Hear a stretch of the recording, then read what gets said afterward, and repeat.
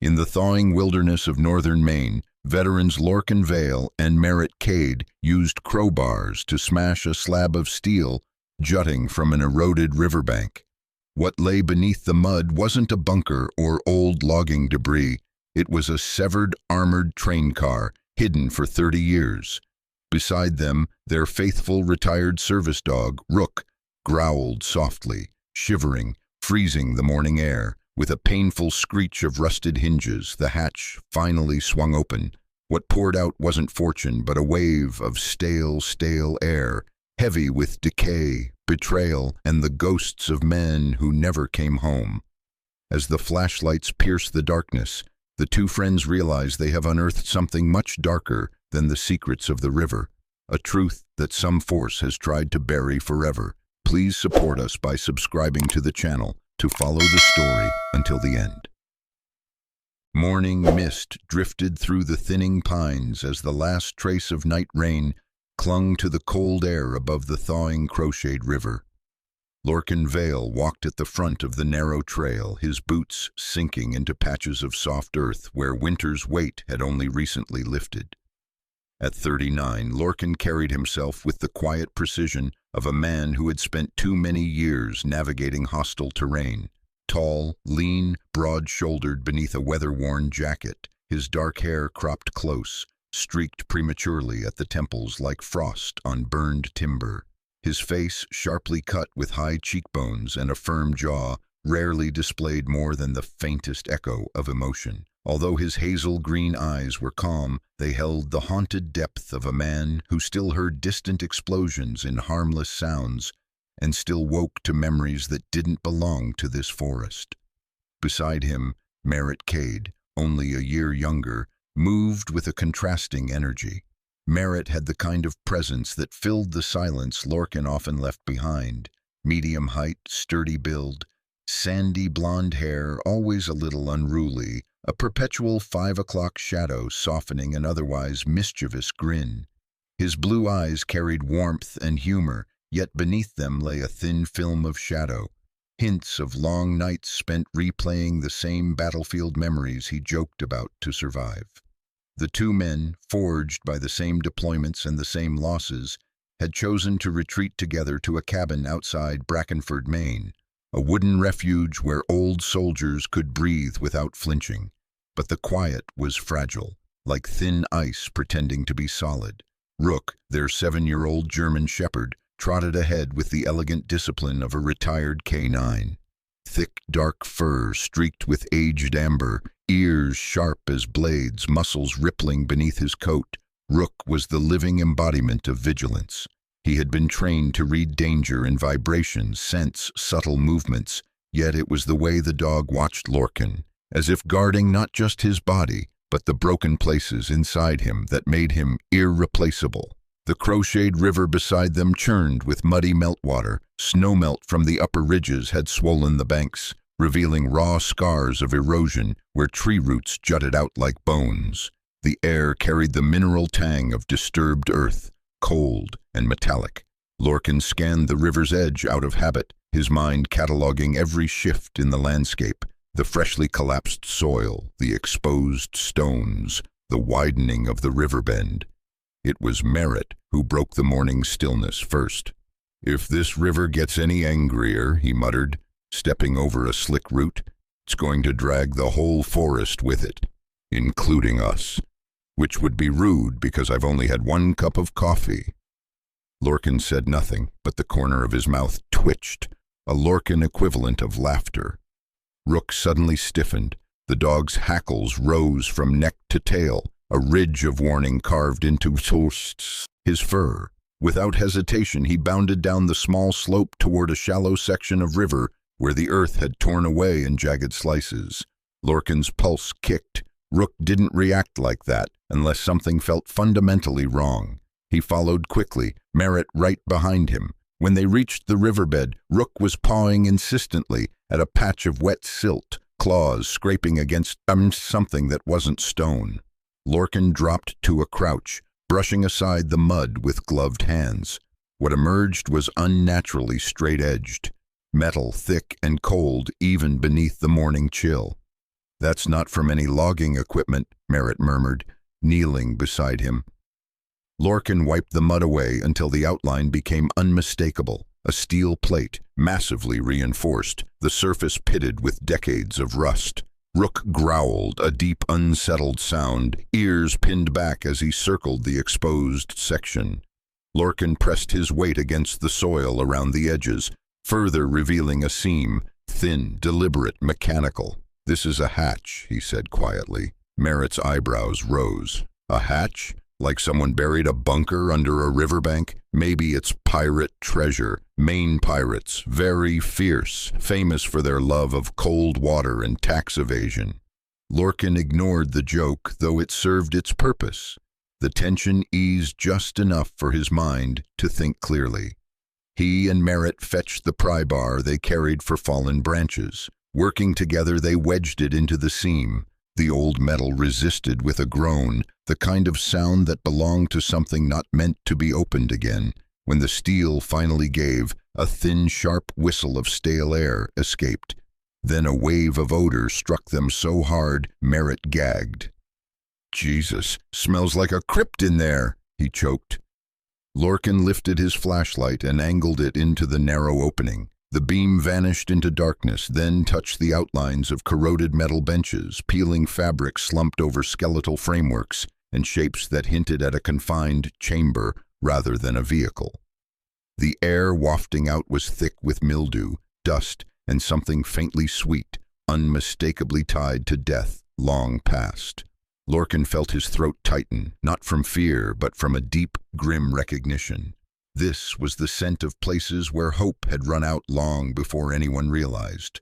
Rook whined softly, nudging Lorcan's leg, glancing from him to the hole as if urging him to close it. Now. Merritt let out a shaky exhale. "If this is what I think it is, somebody didn't want it found." Lorcan shut the hatch and pushed soil over the seam until it looked almost untouched. His heartbeat had settled into the quiet, relentless rhythm he associated with moments just before incoming fire. "Mark it," he said. "We'll come back prepared." Merritt forced a grin, though his voice was low. "If someone spent 30 years burying it, they're not going to send us a thank you basket for digging it up." Lorcan didn't answer. He stood at the river's edge, watching the muddy water swirl around exposed roots, feeling the forest press inward in a way it never had before. A delicate thread of peace had been holding their life together in this remote corner of Maine. Small routines, quiet mornings, shared silences. And now, beneath the thawing river and the settling mist, that thin barrier had torn open, revealing something dark enough to shift the shape of the entire forest. Rook leaned against Lorcan's leg, trembling just faintly, and for the first time in months, Lorcan felt the old sensation stirring in his chest, the one that whispered that danger had found them again, and it would not stay buried.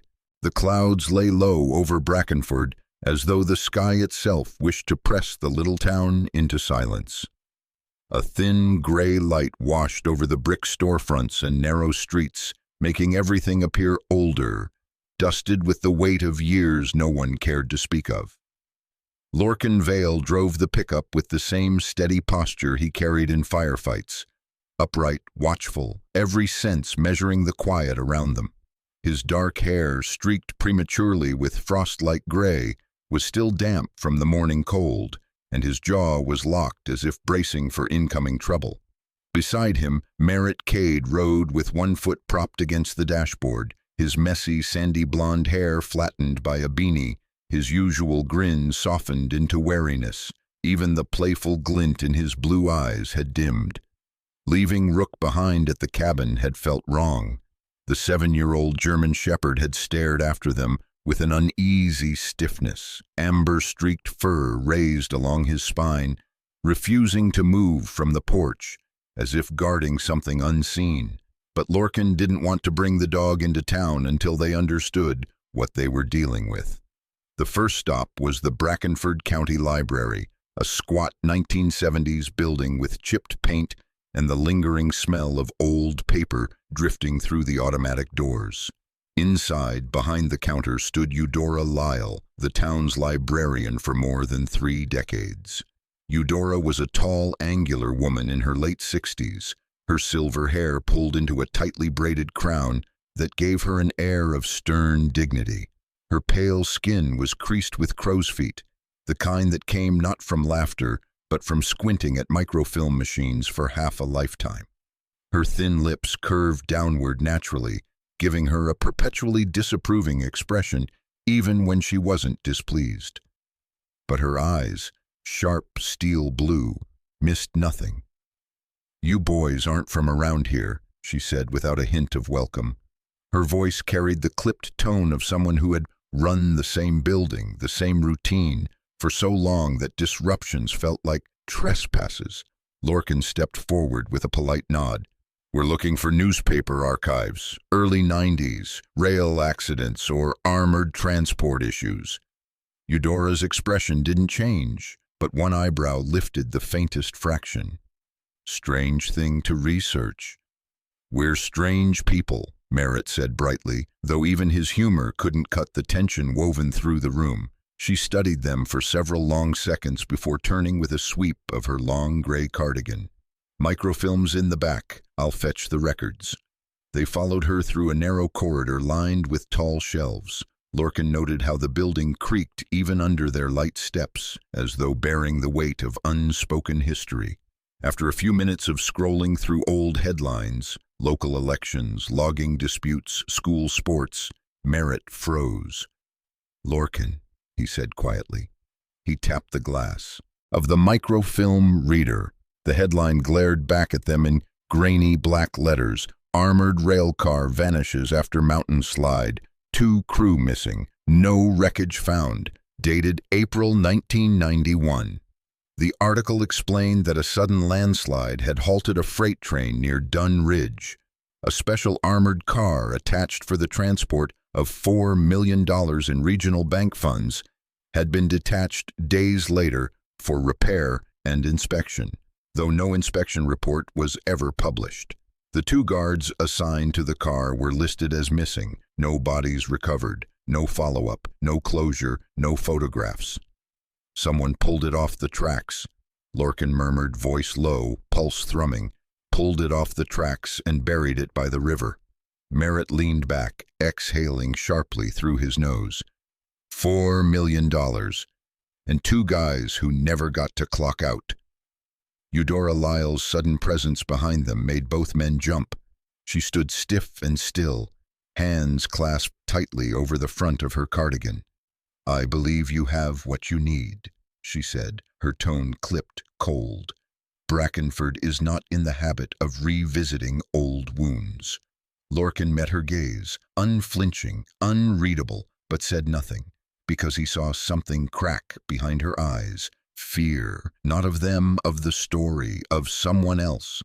He thanked her politely, and she walked them out without another word. They left the library behind and headed up Main Street toward Dockline Diner, the only place in town that seemed lively from the outside.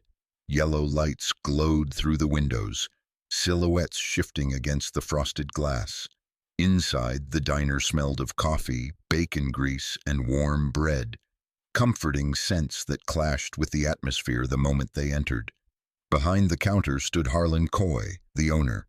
Harlan was a thick-set man in his late 50s, with a bristling silver beard and a nose that had been broken at least twice before it settled crookedly across his weathered face. His forearms were heavy with old scars, burns, cuts, the kind earned from a lifetime of kitchen work or a rough youth he didn't talk about. His eyes, a muddy brown, had the watchful hardness of someone who had once trusted the world and regretted it. "Coffee," he said without enthusiasm, setting 2 mugs down. Merritt, always too comfortable around strangers, launched directly into conversation. "We're doing a little research about something weird we found along the river. Ever hear the legend about the lost armored car in 91? The diner's atmosphere changed instantly. A fork clattered onto a plate somewhere behind them. The low murmur of conversation evaporated. Harlan Coy set the coffee pot down with a sharp, decisive thud. When he spoke, his voice was quiet, quieter than the whispering wind outside, quieter than the heartbeat in Lorcan's ears. "In Brackenford," Harlan said, leaning forward slightly, "people learn not to dig up the past, especially the kind buried near the tracks." His stare was pointed, warning, heavy with unspoken meaning. Merritt forced a half-chuckle, but the color drained from his face. Lorcan studied Harlan carefully. The old man wasn't angry. He was afraid, terrified even, not of ghosts, but of men, dangerous men, men who had buried something and intended to keep it that way. Lorcan paid for the coffee even though neither of them drank it. They left the diner without looking back, the silence of the patrons following them like a closing door. By the time they reached the cabin, the sky had deepened into a bruised dusk, and a fine rain began to fall, soft but persistent, like fingers tapping on the hood of the truck. Rook was waiting on the porch, rigid as a statue, his powerful body tense, amber eyes locked toward the tree line. His ears flicked forward, tail straight, a low rumble vibrating through his chest. "Easy, boy," Merritt murmured, but Rook didn't relax. Lorcan already felt the wrongness between the trees. The forest was too still, too watchful, the way battlefields sometimes grew unnaturally quiet seconds before an ambush. Then he saw it. On the cabin door, carved deep into the old cedar wood, was an X, a clean, deliberate cut made with a knife. And below it, resting with eerie precision, lay a single brass shell casing, polished to a shine as though someone had wiped it clean before placing it there. No note, no threat written in ink, just a message engraved in violence. Merritt swallowed hard. "Well," he whispered, "looks like someone saw our library card." Lorcan reached down and rested a steadying hand on Rook's flank. The dog's muscles quivered under his touch. The river had revealed steel beneath the mud. Now Brackenford had revealed steel beneath its silence. And someone out there wanted that silence kept, no matter the cost. The spring rain had softened overnight, falling now in thin silver threads that clung to the pine needles and soaked the forest floor, until every step felt like walking across a damp heartbeat. The world around the crocheted river smelled of wet bark and cold minerals, a scent both ancient and warning. Lorcan Vale tightened the strap of his pack and stepped toward the riverbank with the same deliberate quiet he once used on patrols. His lean frame, hardened by years of regimented discipline, moved with the precision of someone who had spent half his life tracking danger through terrain just like this. Merritt Cade trudged beside him, less graceful but far quicker on uneven ground. His lanky build allowed him to maneuver between roots and slick rocks with surprising ease, his sandy hair plastered to his forehead beneath his hood. Even in the rain, even under threat, his blue eyes carried a restless humor, like a lantern flickering against a storm. Rook led them, weaving through puddles of murky meltwater. The 7-year-old German shepherd moved with heightened purpose today. His thick, amber-dappled coat bristled at the slightest sound, ears flicking, tail stiff with instinctive alertness. His breath puffed in small bursts of steam as he approached the place they had uncovered yesterday, the collapsed bank where rusted steel had glinted beneath the thaw. They carried more tools this time. Lorcan's old military entrenching shovel, a long crowbar, a coil of rope, and 2 flashlights bright enough to carve holes into the gloom.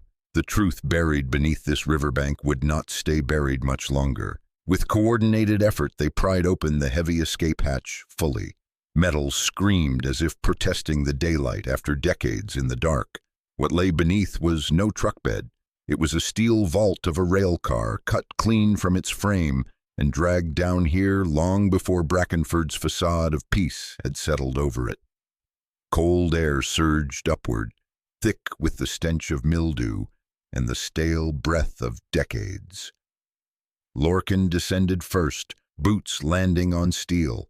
His flashlight beam swept slowly across the interior. The vaulted space inhaled light reluctantly, revealing the remnants of horror, two skeletal forms strapped into what had once been mounted seats. Their uniforms tattered, patches nearly eaten away by time. Spent shell casings glinted like blind eyes scattered across the floor. A large safe stood against the far wall, its door bent and torn, the jagged metal edges resembling the maw of something that had devoured its own secrets. Merritt exhaled sharply, letting out a low whistle. Hell of a retirement souvenir. But Rook wasn't focused on the bodies or the safe. He circled near the entry hatch, nose pressed to a corner. Then he pawed gently, whining. Lorcan crouched beside him and swept his hand through the grime until something cold clicked against his fingers. A Zippo, sturdy, tarnished, engraved with two initials. C.R. Merritt leaned over Lorcan's shoulder. Whoever C.R. was, they didn't walk out of here. Lorcan pocketed the lighter carefully, but his attention had shifted. Years of tactical instinct told him there were still more layers beneath this steel tomb. He tapped cautiously along the floor with the handle of his knife, listening for tonal changes. Tap, tap, then hollow. Merritt crouched beside him. Found something, didn't you? You always get that murder math look on your face when you're about to discover something awful. Lorcan ignored the joke and wedged the crowbar beneath a bolted floor plate. They applied pressure together. The plate groaned, then lifted. Beneath it sat a sealed compartment wrapped in a thick, hardened tarp. Lorcan sliced the tarp carefully. Inside were bricks, layers of them, wrapped in heavy plastic now yellowed with age. Money, bundles and bundles of it. Holy hell, Merritt whispered, voice low, reverent, and horrified. There's what, 2 million, maybe more? Lorcan nodded once. Enough to kill for, enough to hide for 30 years. They did not touch the stacks except to take one loose bundle for evidence. Merritt photographed every angle, the steel walls, the skeletons, the shattered safe, the hidden compartment. Rook stood guard at the hatch, tail rigid, body tense. Every few seconds his ears flicked toward the distant tree line. He sensed something. Lorcan sensed it too. The forest had gone too quiet. Rook's growl rolled through the steel chamber before Lorcan even heard the engines. A low rumble, tires on wet dirt, 2 vehicles. A pickup and an SUV, Merritt said, after a moment's strained listening. They're coming fast. Lorcan snapped the hatch shut. We're done here. Take the evidence and move. They scrambled up the muddy bank, boots slipping on the rain-slick slope. Rook bounded ahead, glancing back as if urging them to hurry. The engines grew louder, angry, hungry, closing in. Lorcan didn't need to see the vehicles to know they weren't friendly. He recognized that predatory rhythm, men searching, not traveling. Don't go toward the cabin, Lorcan ordered. We cut through the ridge, higher ground, loose rock, harder to track. The hunt began. Rain blurred the forest into shifting grays and flickering shadows. Merritt moved like a fox, using memory and instinct to lead them through narrow passes, over soaked tree roots, along shale that cracked loudly beneath careless footsteps, footsteps they made sure not to leave. Rook darted ahead, doubling back, pausing only long enough to verify the safest route. The dog's focus was absolute, his body language sharp and intense. Behind them, men shouted. Someone fired a warning shot. The bullet snapped a branch above their heads in a spray of wet needles. They're close, Merritt hissed. Lorcan tugged him sharply behind a fallen cedar as 2 figures appeared between the trunks. Both large, wearing dark jackets, moving with the clumsy aggression of people used to dominance, not pursuit. One man got too close. Rook launched before Lorcan could signal. The dog moved like a streak of storm-colored lightning, clamping his jaws onto the man's calf. The man screamed, falling sideways into the mud, weapon dropping from his grasp. Rook released instantly and darted back to Lorcan's side. The wounded man cursed, but the other grabbed his arm. Forget him, move! Their advantage had vanished. Lorcan herded Merritt and Rook uphill toward a rocky outcrop, a collapsed observation post from wildfires decades ago. Its empty concrete cavity now formed a natural hiding place.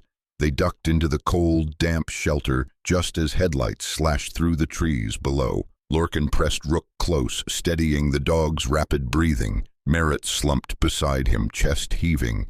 "You know," he said between ragged breaths, "retirement in Florida is suddenly looking genius. Beach, sun, 0 men with guns." Lorcan didn't smile, but he rested a hand on Rook's head, feeling the steady, loyal heartbeat beneath the soaked fur, the heartbeat that had saved them again. And far below, the engines continued circling the woods, hunting for ghosts who refused to die quietly. The rain had stopped by nightfall, leaving the forest drenched and echoing with the hiss of wind sweeping off the distant lake. The cabin sat in near darkness, its windows blacked out, its lamps extinguished. Only the faint glow of a laptop screen lit Lorcan Vale's sharp features, throwing shifting reflections across the tense set of his jaw. His short dark hair, still damp from the mist outside, clung to his temples as he leaned closer to the satellite modem blinking beside him. Across from him, Merritt Cade sat cross-legged on the creaky wooden floor, refreshing search results again and again. His sandy hair stuck out in every direction, and his tired blue eyes darted anxiously toward the door each time the wind rattled the cabin's shutters. Rook lay beside him, the German shepherd's massive frame coiled tight like a spring, amber-streaked eyes fixed on the window. Lorcan hit send on the encrypted message addressed to someone he had not spoken to in years, Elijah March.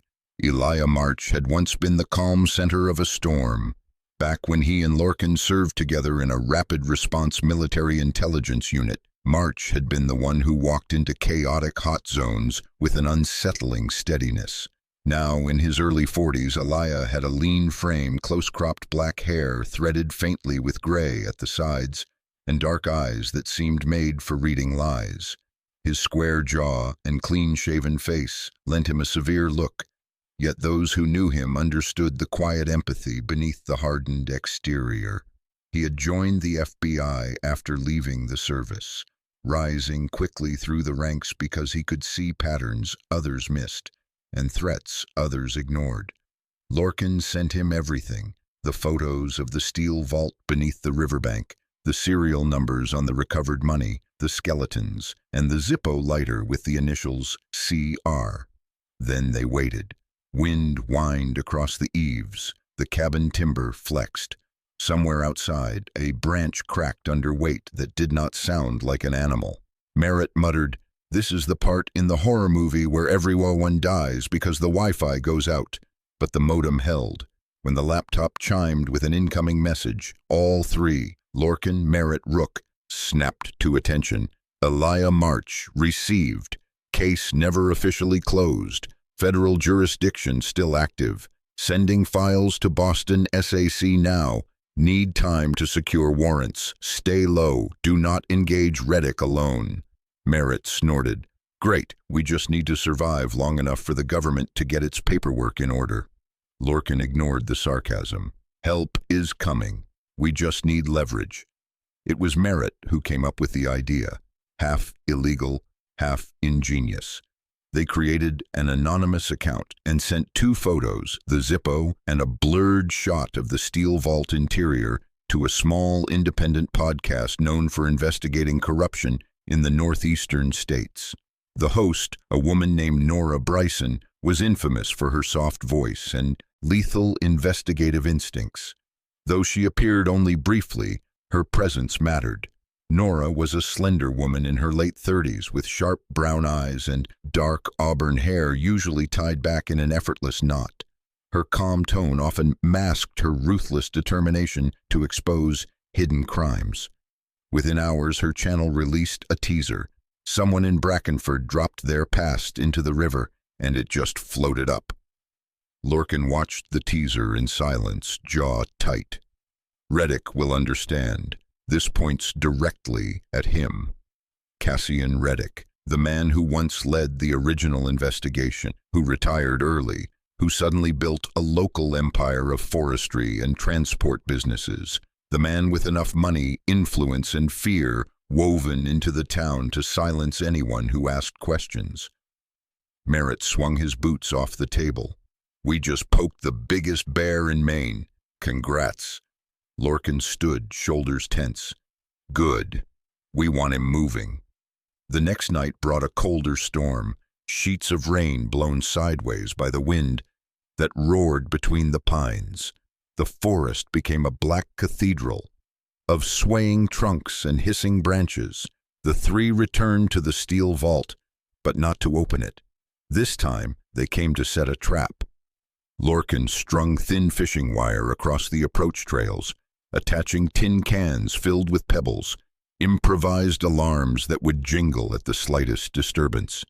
Merritt selected a vantage point halfway up the rock face, rifle balanced across his knees, radio clipped to his collar. Rook sat at his side, ears erect, eyes following every movement below. Lorcan took position slightly higher, tucked behind a jagged outcropping that cast a shadow deep enough to swallow him whole.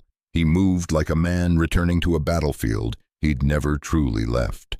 The forest slept uneasily. The men did not. Around 11:30, headlights bled through the trees, cold white beams sweeping across the soaked undergrowth. Two black SUVs crawled along the dirt track, engines growling like caged predators. They stopped. The first man to step out was one of the pursuers from earlier, tall, heavy-shouldered, wearing a black jacket that clung to his frame. His gait was stiff.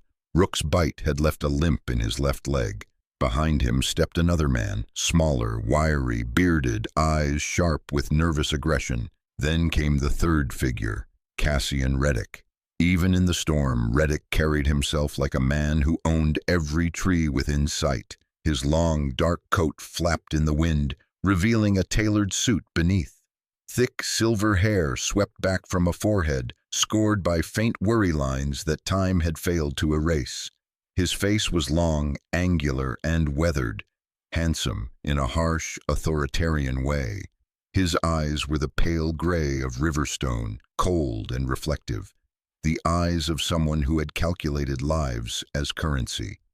"Move," he ordered his men, voice deep enough to vibrate through the rain. They advanced toward the steel vault. The first man tripped a wire, cans clattered loudly.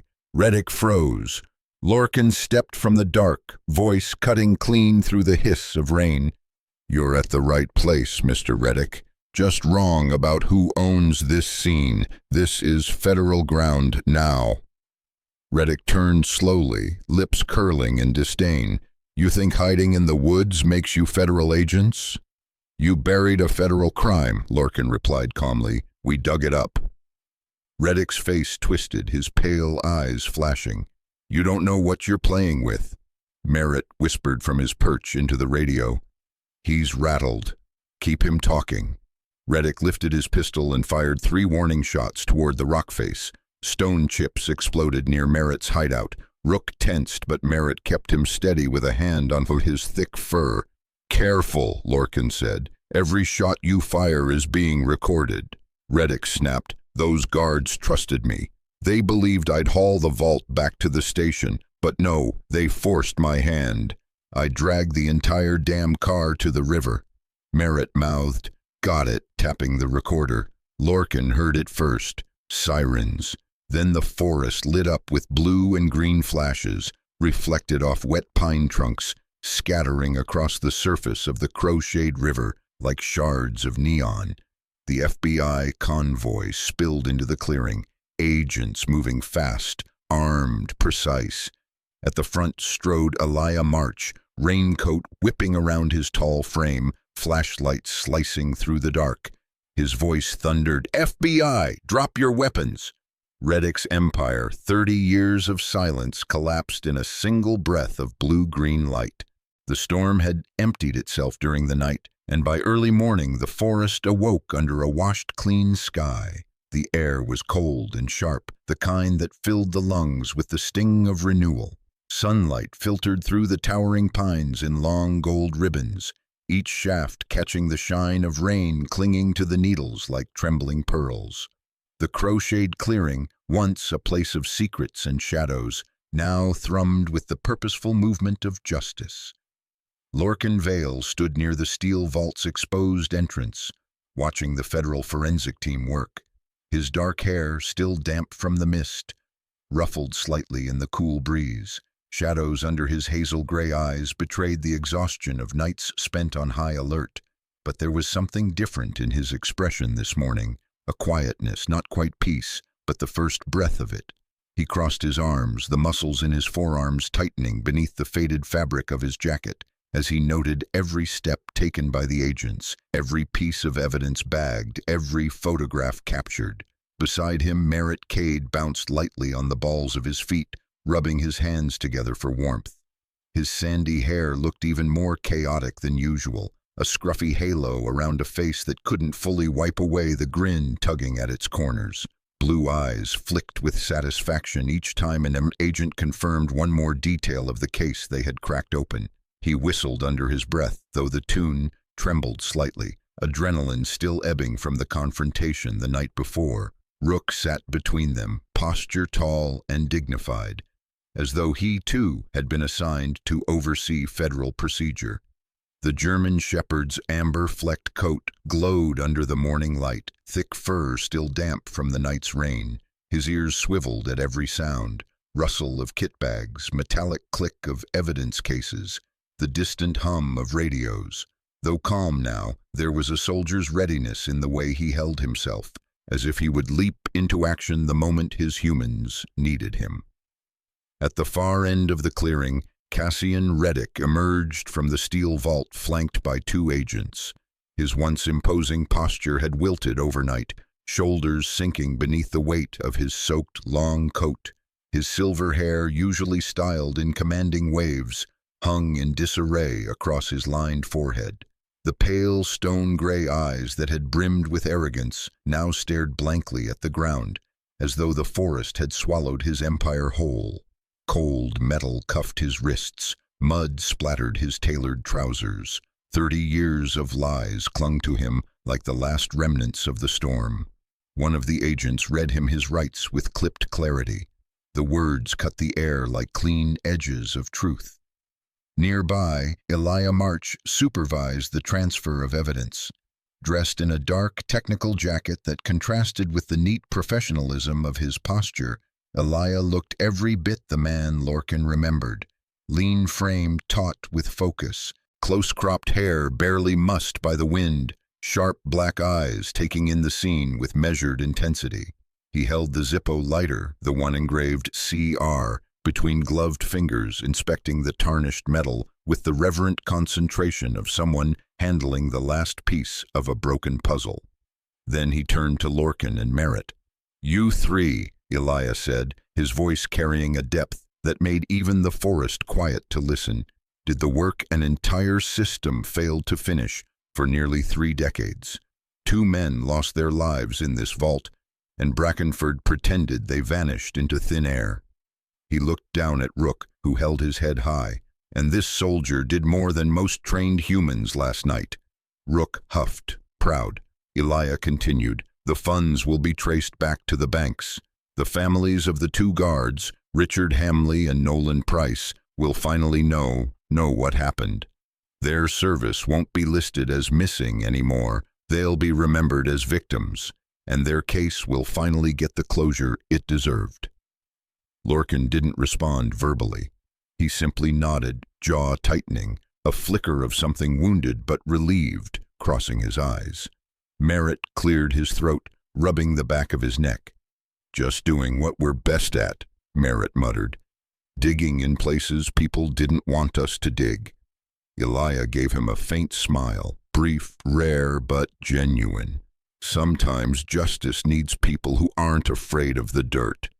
The clearing hummed with radio chatter as agents escorted Reddick and his 2 henchmen toward the SUVs, waiting to take them into custody. Reddick's gaze briefly lifted, landing on Lorcan. No words passed between them, only a hollow, defeated recognition that the past had finally risen from the river he thought would keep it buried forever. The law reclaimed the dead, and the living could finally breathe again. Weeks later, the last traces of winter surrendered to spring. The snow retreated from the forest like a tide drawing back, leaving behind the dark, rich soil of rebirth. The cabin, once a refuge from ghosts, now felt more like home than either Lorcan or Merritt had expected. Lorcan stood on the creaking porch, hands wrapped around a warm mug of coffee. His posture was no longer perpetually braced for danger. The nights had softened. He slept deeper now, waking not from nightmares, but from Rook's cold nose nudging his hand for breakfast. His dark hair had grown slightly longer, brushing against his temple in ways he didn't mind. There was less tension in his jaw, fewer shadows in his eyes. Merritt stepped beside him, stretching his lanky frame until his joints cracked. His sandy hair caught the morning sun, and his grin materialized with familiar ease. He held a half-burnt piece of toast, examining it with exaggerated disappointment. "You know," he said, "I'm starting to think Maine has a secret policy of burying trouble exactly where we decide to live." Lorcan huffed softly, a laugh if one listened closely. Rook bounded across the yard, chasing the last of the brittle leaves skittering across the ground. Despite the chill still lingering in the air, the dog moved with renewed energy, tail swishing high, fur shimmering in the sunlight. When Lorcan's shoulders dipped even slightly, Rook trotted over and pressed his warm weight against Lorcan's leg, grounding him back in the present. Merritt watched them with softened eyes. "He's good for you," he said quietly. "For both of us." Lorcan nodded. "We're good for each other." Across the porch, the pine forest swayed gently. A breeze carried the scent of needles, damp soil, and the faint sweetness of thawing earth. The storm, the vault, the chase, all of it felt distant now, though its lessons lingered like etchings beneath their skin. They had not run from their pasts. They had confronted them and, surprisingly, won. Rook barked once, eager, joyful. Lorcan looked out across the woods where dawn gleamed through the branches, soft as promise. For the first time in years, he allowed himself to believe that peace wasn't something found by hiding in the shadows. Peace was built by walking through them and coming out the other side with loyal friends at his back. In the quiet glow of that new morning, when justice finally rose from the shadows, there was one truth Lorcan, Merritt, and Rook understood deeper than ever. Sometimes God doesn't calm the storm. He sends someone strong enough to walk through it. Miracles don't always arrive with thunder or angels. Sometimes they come in the shape of two tired veterans who finally chose courage over fear. Sometimes they come as a loyal German shepherd who refuses to leave his people behind. And sometimes the miracle is simply a heart learning to trust the light again after so many years lost in darkness. As we look at our own everyday lives, the worries, the burdens, the quiet battles no one else sees, may we remember this. Even when the truth is buried, even when our hope feels cold as winter soil, God is still working beneath the surface. He lifts what has been forgotten. He heals what has been broken, and He guides us back to a peace we thought we lost forever. If this story touched your heart, I invite you to share it with someone who may need a reminder that miracles still happen in the most unexpected places. Tell us where you're watching from and leave a comment about the moment that moved you most. And if you believe in courage, in loyalty, and in the quiet ways God protects us every day, please like this video, subscribe to the channel, and may the Lord bless you and your loved ones with peace, strength, and His gentle guidance, today and always. Amen.